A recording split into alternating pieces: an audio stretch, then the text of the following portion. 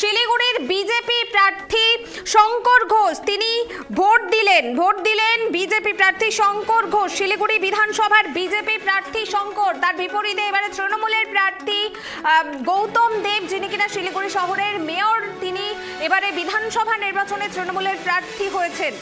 এবারে শিলিগুড়ি বিধানসভা অত্যন্ত গুরুত্বপূর্ণ এবং অত্যন্ত হাই ভোল্টেজ লড়াই দেখা যাবে এই শিলিগুড়ি বিধানসভায়। ইতিমধ্যে শিলিগুড়ির বিজেপি প্রার্থী শঙ্কর ঘোষ তিনি ভোট দিলেন।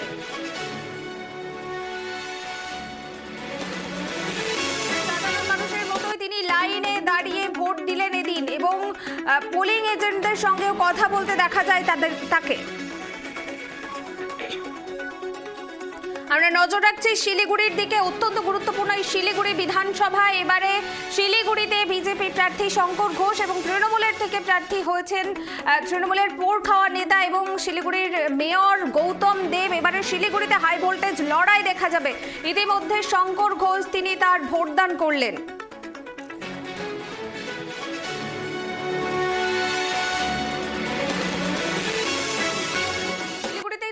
ছবি রয়েছে, আমরা বিস্তারিত জানার চেষ্টা করবো। আমার সঙ্গে টেলিফোন লাইনে রয়েছেন আমাদের প্রতিনিধি অংশুমান। শঙ্কর ঘোষ যিনি শিলিগুড়ি বিধানসভার বিজেপি প্রার্থী, তিনি ভোট দিলেন। এই মুহূর্তে ঠিক বুথে কি ছবি উঠে আসছে? দেখো, শিলিগুড়ির যে ভারতনগরের জগদীশ চন্দ্র বিদ্যাপীঠ এবং সেই বিদ্যাপীঠে 237 নম্বর বুথে শিলিগুড়ি বিজেপির প্রার্থী শঙ্কর ঘোষ তিনি এসে ভোট দিলেন এবং ভোট দিয়ে তিনি সস্ত্রীকই এসেছিলেন, কিন্তু দীর্ঘক্ষণ লাইনে দাঁড়িয়ে থেকে তিনি ভোট দিলেন এবং ভোট দিয়ে জানলেন মানুষ এবার পরিবর্তনের আশায় ভোট দিচ্ছে এবং পশ্চিমবঙ্গে পরিবর্তন ঘটবেই এবং পশ্চিমবঙ্গ পরিবর্তন ঘটার পরেই সেই উদ্দেশ্যে কিন্তু মানুষ ভোটদান করছেন। তবে শঙ্কর ঘোষ যেই সময় ভোট দিতে ঢোকে সেই সময় বুথের বাইরে কিন্তু সাবেক উত্তেজনা দেখা যায়, যে এই কারণেই যে সেই সময় শঙ্কর ঘোষের সঙ্গে আসা তার দলের কর্মী সমর্থকরা তারা যখন কি ভেতরে আসে তখন কিন্তু সিপিএম এর পক্ষ থেকে প্রতিবাদ জানানো হয়, তারা কেন্দ্রীয় বাহিনীর কাছে প্রতিবাদ জানায় যে 100 মিটারের মধ্যে তাদেরকে বের করে দেওয়া হচ্ছে, অথবা বিজেপির কর্মীরা কি করে 100 মিটারের মধ্যে যায়, এই নিয়ে সাময়িক বচসা তৈরি হয়। কিন্তু কেন্দ্রীয় বাহিনী কিছুক্ষণের মধ্যে আসার পর তাদের সবাইকে এখান থেকে সরিয়ে দেয়।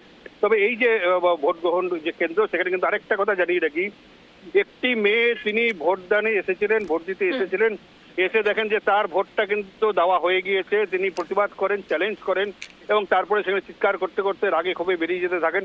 এই মুহূর্তে শঙ্কর ঘোষ কিন্তু সেই মেয়েটিকে নিয়ে তার ভোটটা কিভাবে পড়লো সেটা জানার জন্য বুথের মধ্যে প্রবেশ করেছেন এবং বুথের মধ্যে প্রবেশ করে তিনি যে সংশ্লিষ্ট প্রিজাইডিং অফিসার রয়েছেন তাদের সঙ্গে কথাবার্তা বলছেন এবং কেন এই ভোটটা পড়লো, কিভাবে ভোট পড়লো সেই সমস্ত বিষয় দেখার জন্য তিনি এই মুহূর্তে মেয়েটিকে নিয়ে গেছেন।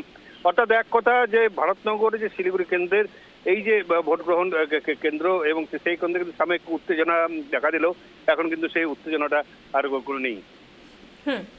অংশুমান, অন্যান্য বুথগুলোতে এখনো পর্যন্ত কেমন ভাবে ভোট চলছে? শান্তিপূর্ণ ভোট চলছে কি এবং কোনো রকমের বিক্ষিপ্ত ঘটনার খবর কোথাও থেকেও আসছে কি?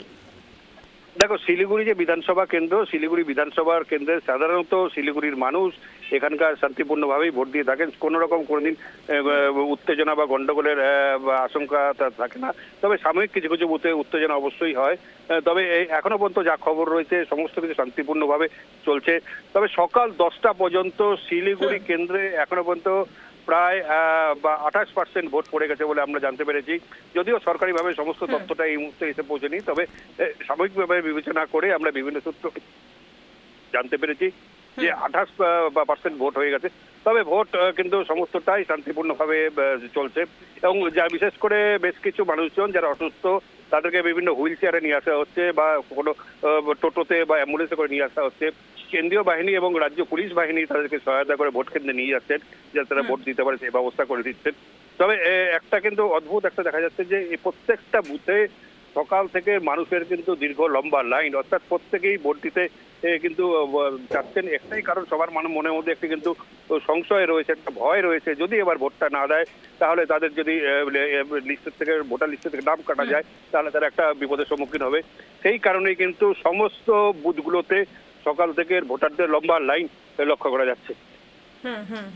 বেশ, ধন্যবাদ অংশুমান। নজর রাখো, অর্থাৎ শিলিগুড়িতে এখনো পর্যন্ত শান্তিপূর্ণভাবেই ভোট গ্রহণ চলছে এবং বুথগুলোতে ভোটারদের লম্বা লাইন লক্ষ্য করা যাচ্ছে।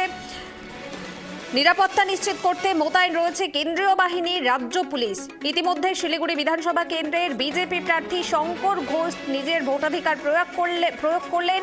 সস্ত্রীক তিনি বুথে পৌঁছে গিয়েছেন এবং নির্দিষ্ট বুথে গিয়ে তিনি সাধারণ মানুষের মতো লম্বা লাইনে দাঁড়িয়ে তিনি তার ভোট দান করেন এবং ভোট দান করে বিজেপি প্রার্থী শঙ্কর ঘোষ ঠিক কি বলেছেন সাংবাদিকদের মুখোমুখি হয়ে শোনাবো আপনাদের। আমি আমার ভোটাধিকার প্রয়োগ করলাম এবং শিলিগুড়ির সমস্ত নাগরিক সহ আজকে 23শে এপ্রিল প্রতিটি বিধানসভা কেন্দ্রে যেখানে ভোট হচ্ছেন আমি প্রত্যেক নাগরিকের কাছে অনুরোধ করব আপনারা আপনাদের গণতান্ত্রিক অধিকার প্রয়োগ করুন। পশ্চিমবঙ্গের হৃত গৌরব সেটাকে ফিরিয়ে আনার লক্ষ্যে পশ্চিমবঙ্গের সভ্যতাকে রক্ষার লড়াইতে এবং তার পাশাপাশি আমাদের ভবিষ্যৎ প্রজন্মকে একটা সুরক্ষিত পশ্চিমবঙ্গ উপহার দিতে আপনারা ভোটাধিকার প্রয়োগ করুন।